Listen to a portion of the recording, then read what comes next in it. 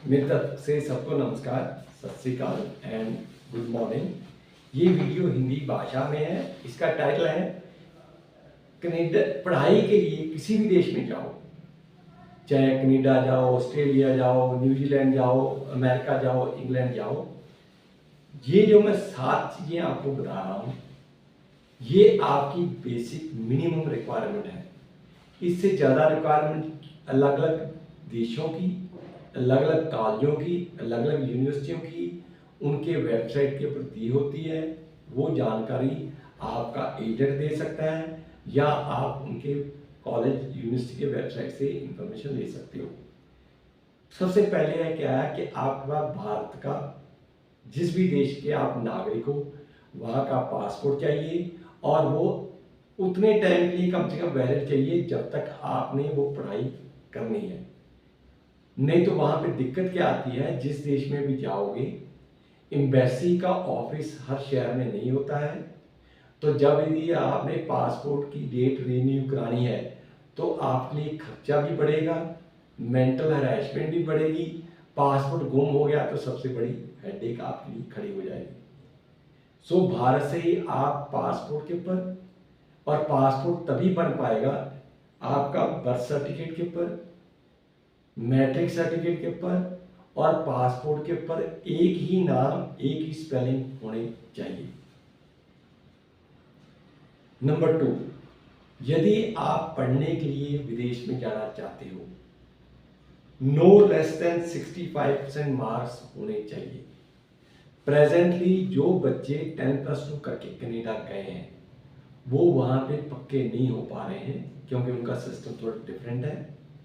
अगर आप कनाडा ही जाना चाहते हो तो 10+2 के बाद आप 1 साल की या 2 साल की ITI कर लो, या 3 साल का डिप्लोमा कर लो, या 4 साल की डिग्री कर लो, या आप BA करना चाहते हो तो आर्ट्स में हिस्ट्री और पॉलिटिकल सब्जेक्ट बिल्कुल नहीं रखने हैं, नहीं तो आप वहाँ पे जाकर कामयाब नहीं हो पाओगे। नंबर 3, देखो चाहे आप पायलट करो, PhD करो, टॉफल करो, आइलेट्स यदि आप स्टडी बेस पे जा रहे हो, no less than 6 band in any module. आपने एकेडमिक मॉड्यूल करनी है, no less than 6 in any module. 4 module होती हैं। PhD के अंदर 60 नंबर से कम नहीं होने चाहिए और टॉफल का एग्जाम आप पास कर सकते हो। नंबर 4, देखो जब आप भारत से कनाडा में जाते हो तो फीस प्लस GIC, जिसको गारंटीड इन्वेस्टमेंट सर्टिफिकेट कहते हैं, plus air ticket plus shopping, लगभग 18 लाख से 20 लाख रुपए का खर्चा आता है। चाहे तो आप बैंक लोन ले लीजिए, चाहे आपके पेरेंट्स कहीं से अरेंजमेंट करें, इतने की धनराशि की आपको 2023 और 24 में जरूरत पड़ेगी। इसके आगे क्या होगा वो हम आपको इंफॉर्मेशन शेयर करते रहेंगे। नंबर 5, पुलिस क्लियरेंस सर्टिफिकेट आपको लेना होगा।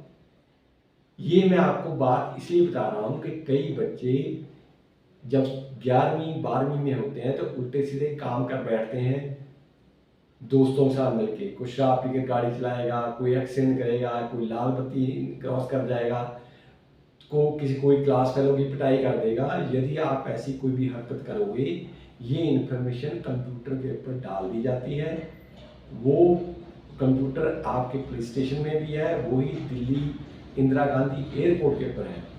अगर आप झूठ बोल के एयरपोर्ट पे पहुंच भी गए तो वहाँ इमिग्रेशन डिपार्टमेंट आपको घर वापस भेज देगा, आपको जाने नहीं देगा।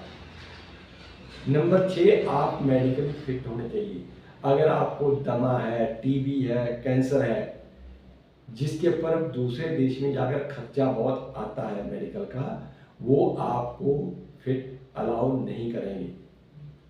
और नंबर 7, अगर आप किसी तरह का नशा करते हो, देखो कनाडा में सब तरह का नशा मिलता है, उसकी कोई क्वालिटी नहीं है, कोई प्राइस कंट्रोल नहीं है, आपको बहुत महंगा पड़ेगा। इसलिए जो बहुत सारे पेरेंट्स ये सोच के बच्चों को बाहर भेजे हैं कि यहाँ नशा करेगा तो पैसे लगाएगा, बाहर जाएगा अपने आप करता रहेगा, उसका नतीजा एंड में सुसाइड होता है। सो काइंडली ये 7 चीज़ों का आप ध्यान कीजिए। अगर आप और कुछ जानकारी लेना चाहते हो, हमारे फ़ोन नंबर पर दिए जा चुके हैं। आप मंडे टू फ्राइडे सुबह 9 से लेकर शाम के 5 बजे तक हमारे से संपर्क कर सकते हो। फ्री ऑफ कॉस्ट हर जानकारी दी जाती है। Thank you very much, stay connected with us.